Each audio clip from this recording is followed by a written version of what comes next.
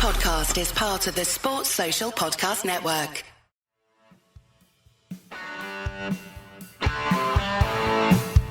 You're listening to Achtung Millwall, broadcasting from the beautiful South Birmingham. Accept no substitute.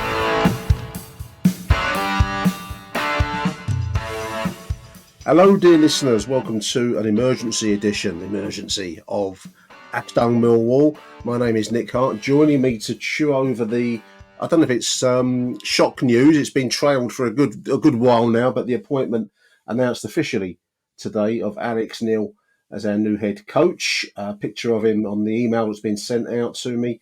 Looking back, something out of like a Tudor portrait. It's very shot in very somber tones with a kind of a, almost the way he's got his shirt and jumper, it looks like a vicar staring back at me. Anyway, joining me now to chew over the card is show regular Michael Avery. Welcome to the show, Mike. Hello, mate. As always, whenever there's a little bit of gossip, we're like teenagers and run to the nearest water fountain to discuss it. We run to the nearest microphone, don't we?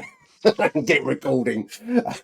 Also joining us is a stalwart, well, but two stalwarts actually. That cool trip to Coventry yesterday in bored and cold. I hope you're better now. It's Matt Webb. How are you, Matt?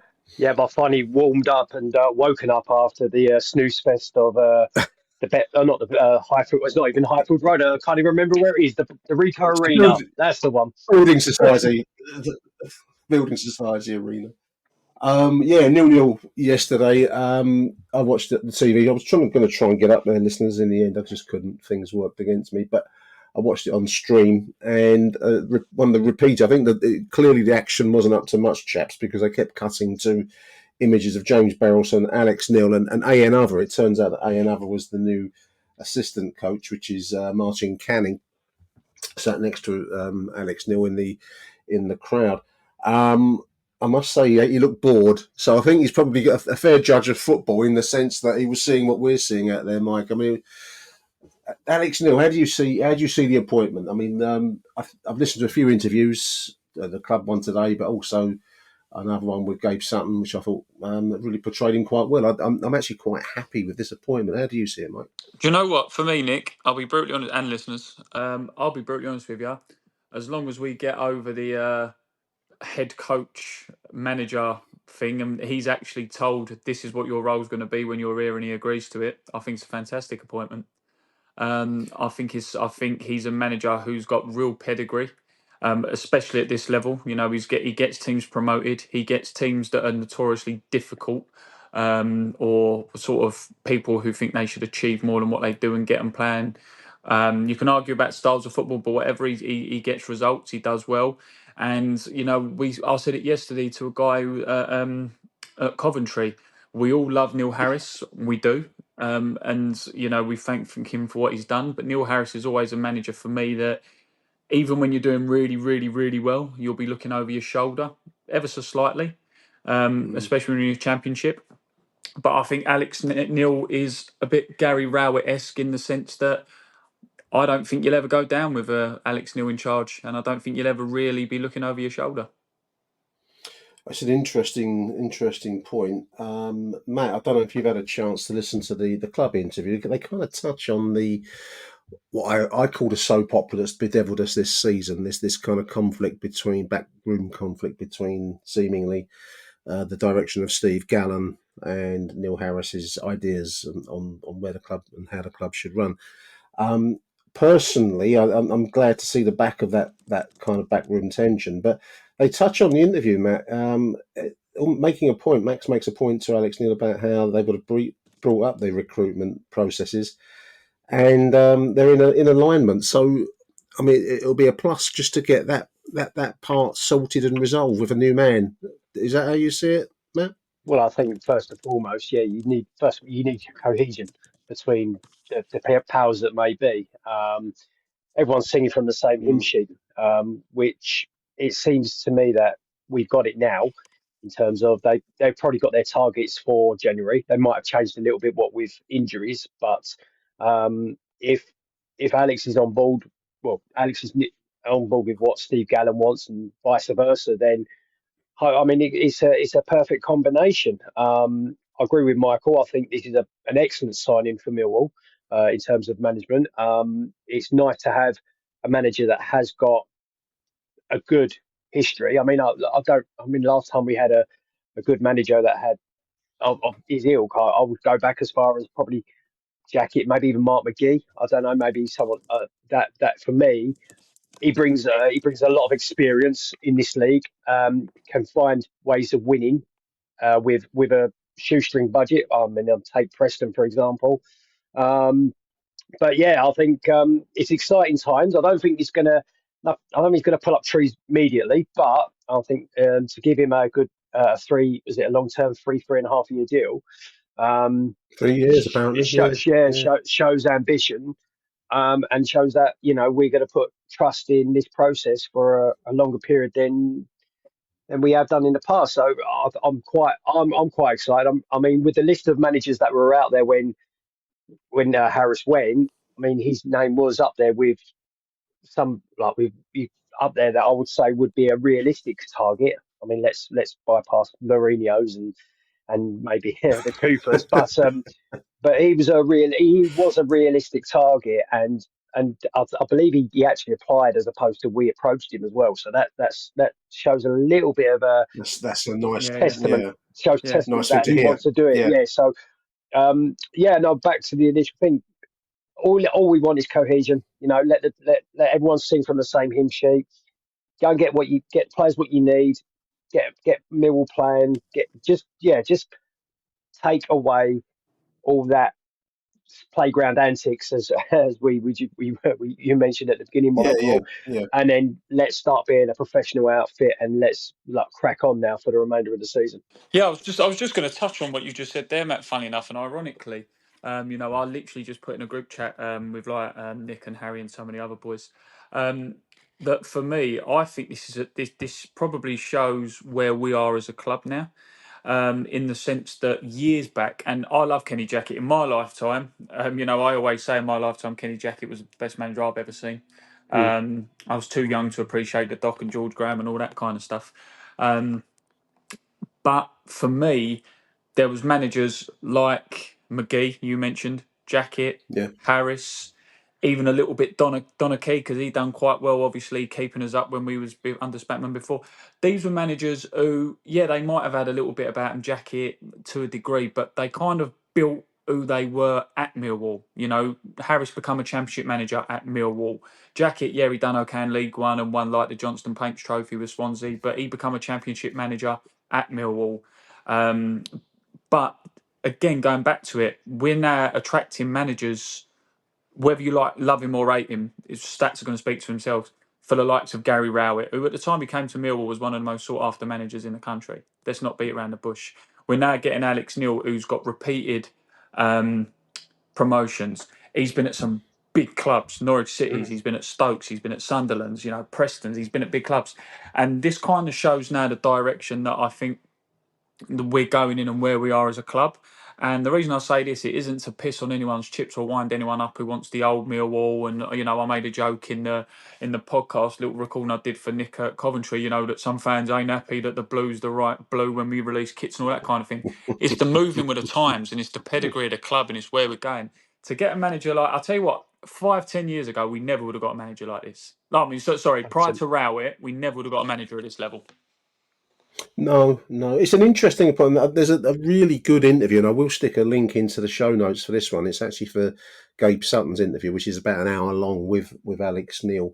It's well worth a listen, listeners, if you get a chance. An hour's worth of listening to him. But there's I think you only get to know people as a surface. In football, you're almost like cartoons, as I've said a few times on this show. But he goes a little bit into the depth of where he's been and how he's trying to approach different jobs. I think you're right, Matt, about working with no money. I think he got Hamilton Academicals promoted in the Scottish football, which I immediately people say, "Oh, that's like the Park League up there and all the rest of it," but. He was successful there with no money. I think he did. He said his proudest achievement actually was at Preston, which similar sized club to ourselves. Big club in the past, not so much these days, but he kept them and playing decent football and kept them as kind of playoff contenders. So he does come to a sort of track record. The manager, I mean, we've mentioned the name of Mark McGee a few times, Matt and Michael, but he does remind me of Mark McGee, Matt, because Mark McGee came to us with a bit of a checkered reputation, didn't he? When he came to us back in what was it, 1999, I think, when Rhino and Macca left us. I don't know if anyone out there followed the likes of the House of Fun at the time, but a lot of people weren't particularly pleased to see him because he was seen as untrustworthy in some way. And I think Alex Neil was not seen as untrustworthy, but he had a failure at Stoke, and I think people kind of hold these things against you. He reminds me of McGee in the sense that he's going to come here with something to prove, and I think that can only be a good thing from our perspective, Matt. Well, I think first and foremost, I think anyone who fails at Stoke shouldn't have that against their record because they seem to be Yeah, every I was going manager to say fails at that. Stoke Yeah, at that. yeah, Um, but with regards, Strange but yeah, true. Yeah. but with regards to McGee, I remember he didn't have success at Wolves. I think he was at Wolves where he got sacked at Wolves before he come to us, and he was jumping between clubs like Yeah, I was trying to think. Leicester and I was trying to think up where in the Midlands. Leicester. Yeah, and it seems to Leicester. me That's it. that he obviously got he left on a bad note at Wolves, and it's actually similar. Mm, And it seems to me like everyone comes to Millwall to sort of like resurrect their career, so to speak. Gary Rowett had a bad time at yeah. Stoke again or Birmingham, resurrect his career at Millwall. Dennis Yeah, Wise. Dennis Wise. Dennis Wise was a bit of rehabilitation, wasn't Yeah, he? so Yeah. so I think, I mean, don't get me wrong, Alex Neil probably, I mean, he hasn't. I don't think he needs to resurrect his career. He's had that year out to sort of like refresh, reset, and look Mm, at the opportunities. But it's sort of like, again, yeah. that's why it's very parallel to what I see from previous managers. Is that come to a big name manager who's had experience in top flight football and won and has success in the championship, come to Millwall, little old Millwall, if everyone still wants to call us that, resurrect your career by taking us uh, to sort of like the top six, the promised land, maybe, who knows? But I see that this is going to be very similar to how Mark McGee came in, and and also what with McGee, he brought in a good his own, or he brought his own players, backroom team in, because I think Stevie Gritt was working. Was it? I don't. Was Stevie He Gritt with did. us at the time, or he bumped Stevie Gritt up as his number two, didn't he? And then He certainly and then made him his. He yeah, brought Harford in as well, didn't Ray he? Ray Harford, Harford. yeah, God bless his soul. And so Yeah. I think it's just very similar, and that works really well for us in terms of he developed the youth as well. I mean, he had the class of 2000, didn't he, to take us up, didn't he? So hopefully, I, it just is so similar to what we've had with Mark McGee in the past, and yeah, let's hope it's another successful Scottish manager. Yeah, I mean, that's a very point. I was just going to, whilst it's in my head, Michael. I mean, I think you mentioned George Graham, John Docherty, Mark McGee. We seem to have our best years under Scottish managers. Maybe it's a throwback to the Morton's factory back on the Isle of Dogs or something. I don't yeah. know, It's why but it's why we still wear navy to attract the Scots. and the Scottish Lion and all that.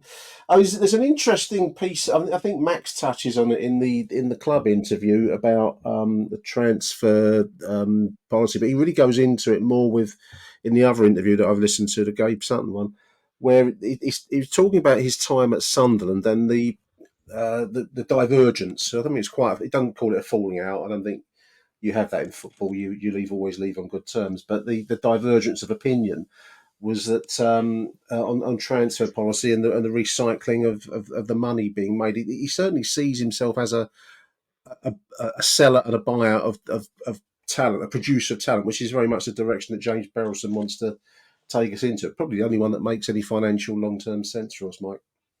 Yeah. Oh no, absolutely. And this is why I said right at the beginning, didn't I? With that, if we get all those bits and pieces ironed out, and this is the direction we want to go in, and Alex Neil agrees to it, and it doesn't hamper how he does as a manager or the journey he wants to be on with us or how he will take us, if it mirrors where it was before, you can't knock it, and it's shrewd business. Mm, And you know what? In truth, yeah, it's been a turbulent like year, 18 months for Millwall, regardless of yeah, what's happened. Not just Neil Harris, but obviously Joe Edwards, and with John Dine and all this kind of stuff, Matthias Harkage. So we it's really a point now of looking forward.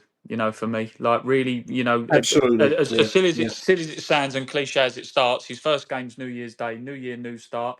Let's smack Gary Rowett a new one with his Oxford team to get rid of that ghost of I would say Christmas past, but that ghost of Millwall past. And Yeah. just start and look what I think it's very shrewd business as well. Is yes, okay, fair enough. He's starting on New Year's Day, but he's starting right at the start of a window. He'll have a few days to have a look around what he kind of wants and And he was needs. there He was yesterday. there I will come yesterday. onto the He game in a didn't come moment. and buy his chips, which I thought he would have done. The swine, but he would have seen that yesterday, and let's not beat around the bush. It wasn't a particularly good game by any means. He'll know what he needs to No, improve on. He's going to have contacts in the game. He's going to have some contacts who, as we know, let's be honest, how many times do managers move and you see players go around, especially in a division like the Championship, where players it's a they'll have merry-go-round, half a wasn't it? Yeah. dozen to 10 clubs in their career at this level. Who's to say we won't get an ex-player of his who's half decent?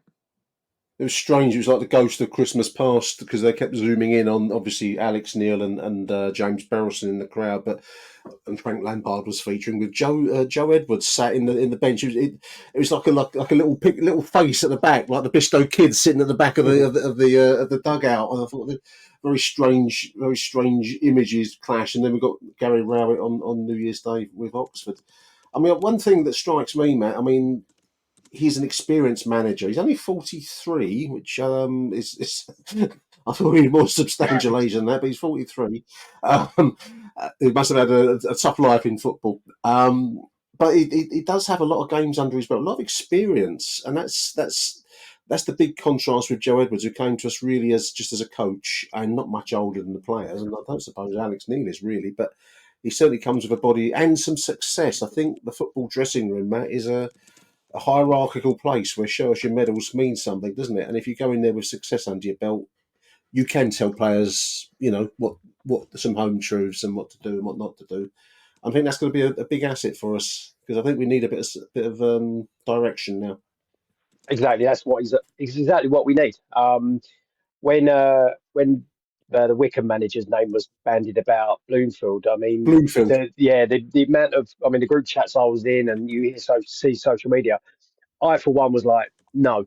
I said, he wasn't experienced. He's had a good half a no. season with Wickham. I mean, they lost to Charlton yesterday. I mean, come on. So, to be honest, that's definitely a black mark against me if you can't beat Charlton, because we never lose to Charlton. But I don't think him, or even the Schumacher one as well. I say Schumacher has had not much championship experience. He was very good in the lower leagues with his Plymouth team. So I'm glad we didn't go down the avenue with them two, pure and simply of lack of experience and, again, lack of success. Alex Neil brings championship experience. He brings Premier League experience, and he can show off his CV a little bit and go, well, this is what I've won. So, let's go and do this together. So it's good to see, as we've all said, it's good to see someone that has got a track record, has got a CV on them that's worthy of thinking, wow. The only thing is now, does that mean that the weight of expectation is heavier, and therefore, hopefully the Millwall fans will be patient, because it's because that obviously we've won in the We're past. known for our patience, mate. We're known for our patience. Exactly. So have some of us got to educate ourselves to be a bit patient now to get ensure that he settles Possibly in. one or So two might have to. because it's gonna be a settling period. I mean, he's a northern lad, isn't he? So He's up near Preston. In fact, it was Preston where he fell out slightly with the management for making money on player sales, some big numbers as well. He was talking about some of their players, and then that not being reinvested back into the team, which I think led to him becoming disgruntled up there, and that's when he moved on. So I think I said Sunderland, it was Preston that he meant. But yeah, he still lives around that area. I think his family's based up there. So he's going to have to borrow Mourinho's flat down here, isn't he, to go across to come across to Millwall? But it'd be in Shea Rowett in the Canary Wharf, wouldn't it? He will be. Yeah, I'll see him in all bar one over in take Canary Wharf. all of Gary Rowett pictures down off the wall. Put his own ones up. But he's Oh gonna. dear. But he's going to take time to sell. And so, as I Yeah. said, coming in on New Year's Day, exactly right. We've got a whole month ahead of the transfer window. And in all fairness, looking ahead fixture wise, I don't want to tempt fate, but we've got a better month ahead fixture wise compared to what we've just had in terms of who we've got to play, with the exception maybe of Yeah. Sheffield Wednesday away. But, he's got, I think it'd be a good time to settle in, and it'll be a nice time to settle in before. Obviously, it gets even more busier come March/April time at the business end. So, Yeah. we'll wait and see. We'll see.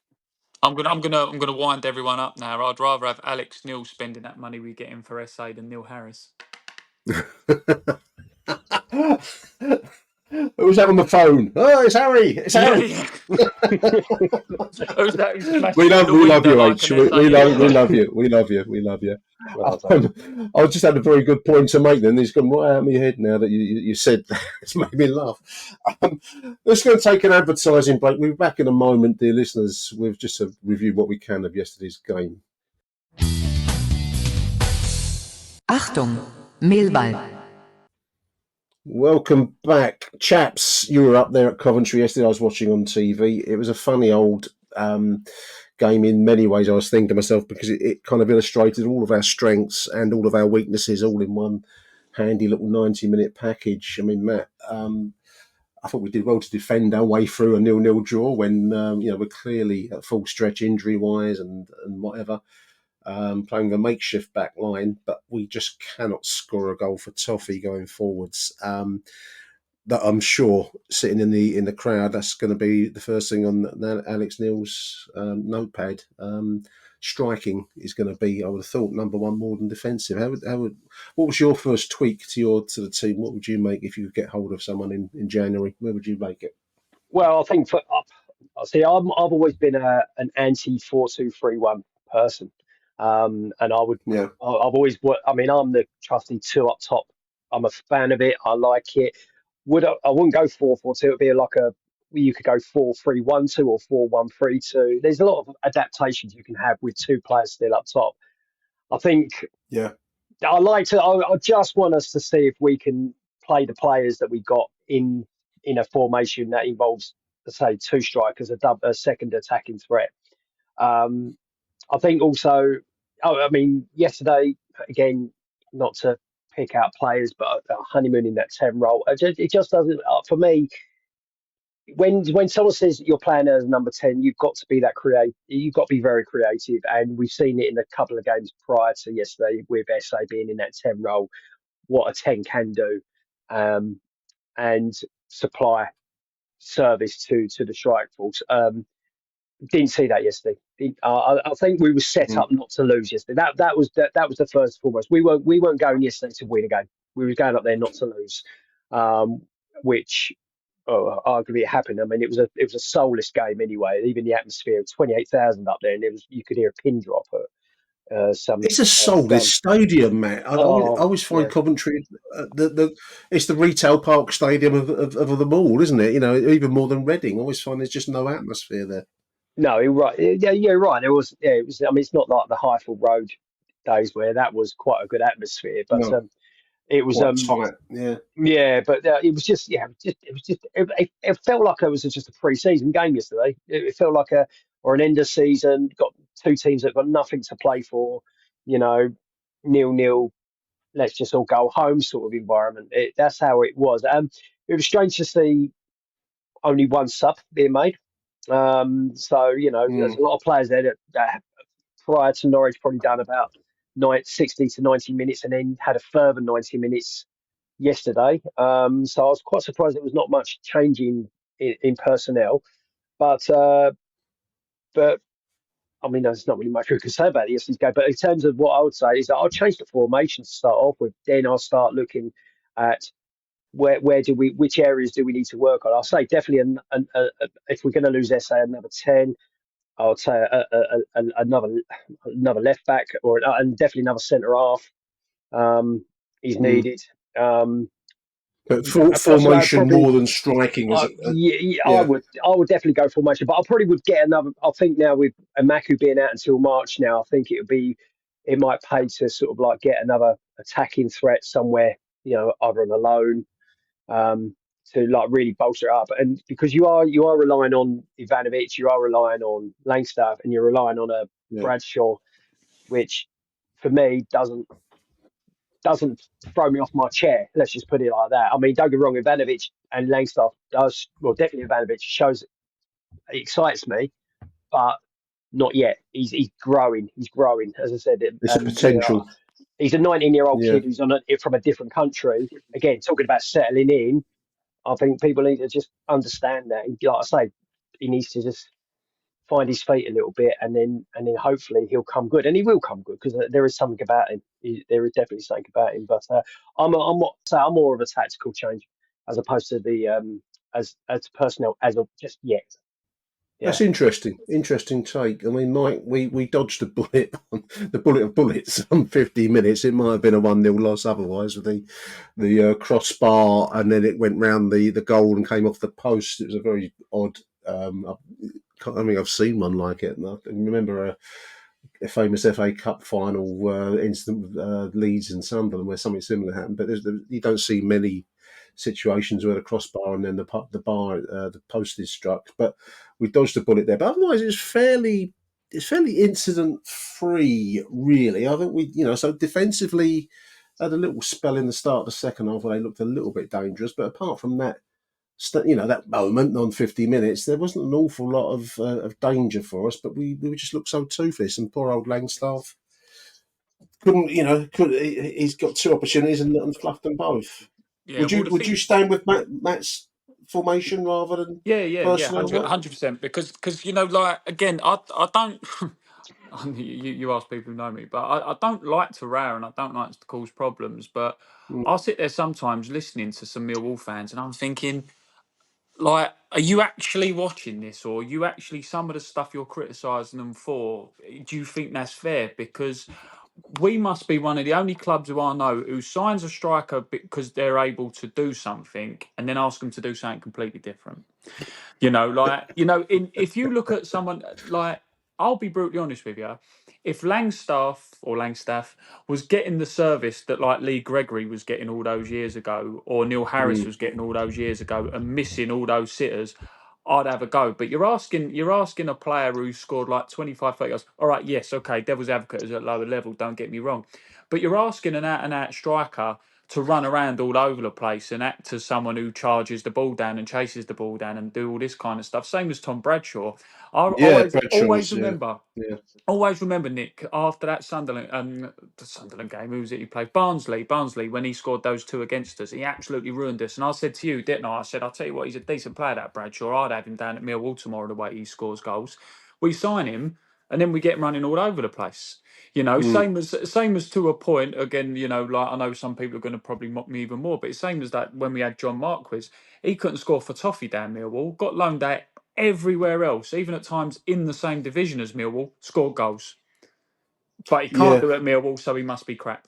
And that's kind of the thing. You give Langstaff 5, 6 one-on-ones a game, like Lee Gregory used to get, and he misses them all. He's crap. But at the moment, mm, what actual chances is he getting? And when he does get chances, I remember a few weeks ago, he hit the woodwork. He's pulled off some good saves. He's got maybe 1 or 2 goals, but are we using him as effectively as he could be, or how he was before?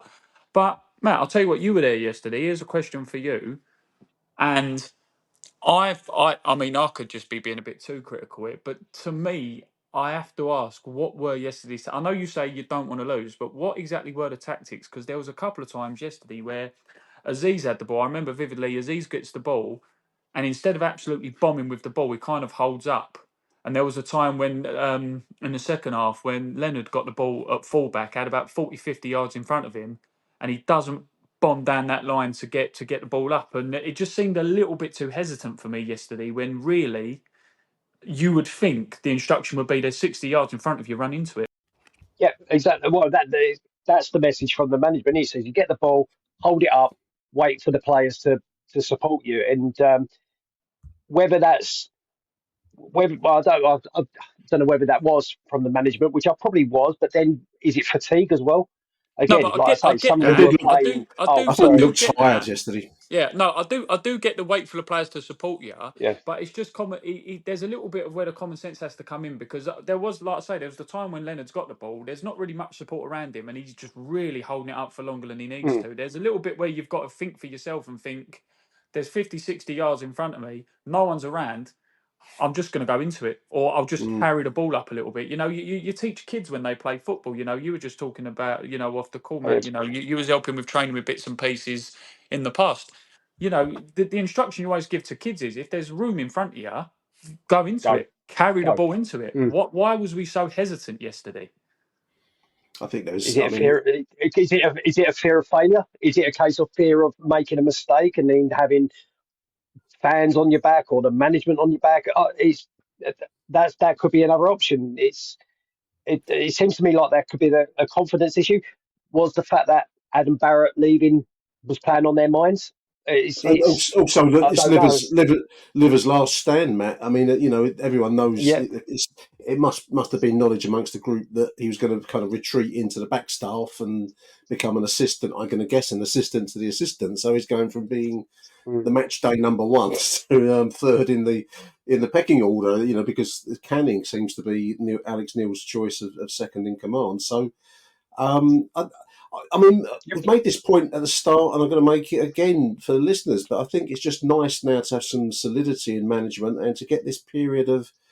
It's like drift. We've drifted all season with the whole kind of Neil Harris versus Steve Gallen soap opera going on. It hasn't felt stable for a while now, and even last season with Rowett, Joe Edwards, and then Neil coming back to perform his miracle.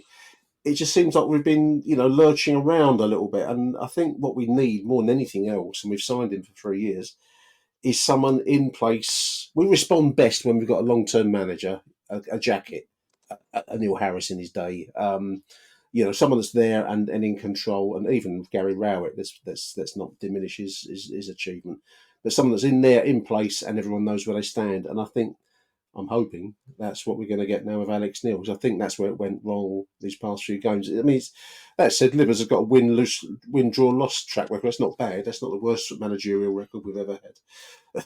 Maybe Yeah, that's yeah, but half I mean the point. I know you're saying that tongue in cheek, but that's the biggest papering over cracks I've ever seen. That Norwich game was an absolute joke. And That was dire. Yeah. to be fair, what you should do it's the lies and damn lies and statistics. Don't bother rewatching that Millwall Coventry game yesterday. Read the stats on BBC Sport, which made it seem 100 times better than it actually was. I watched it. I Where have they watched it. got? It Where was have awful. BBC got 10 shots from? Please I tell don't me. know. Thank you. I saw that on the way home on the train. I actually asked my son. I went, 10 shots. Where? Yeah. When we started trying to get count, we were trying to say which one, where they came from. Yeah, and what was the other one? Battling performance. Battling performance. It was like a pillar fight on a sleepover. Yeah, I mean, listening to the club interview, listening to the Sutton interview that Alex Neil has done, he says and looks for the things that I think we will respond to. He's got to be given a little bit of time to get his plans in place, but I think we could have done a lot worse. And I think Matt's touched on Bloomfield. I never really liked the feel of that. That felt a bit Joe Edwards-ish to me, maybe with a little bit more of a track record, but.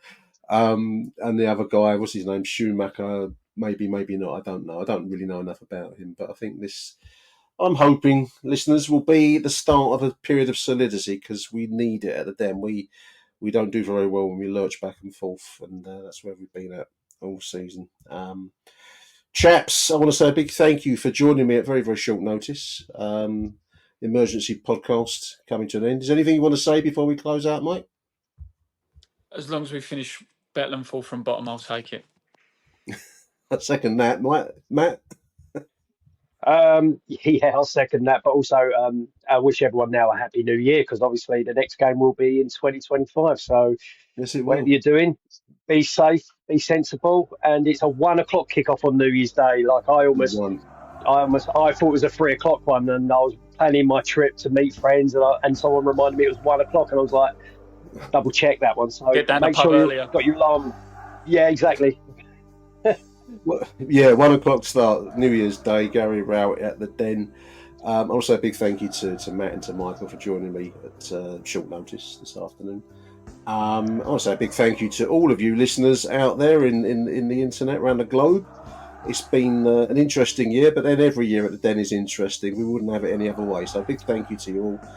Happy New Year, and let's hope for some success in 2025 under Alex Neil. From me, Nick Hart, and the chaps, it's Arrivederci Millwall. Bye for now.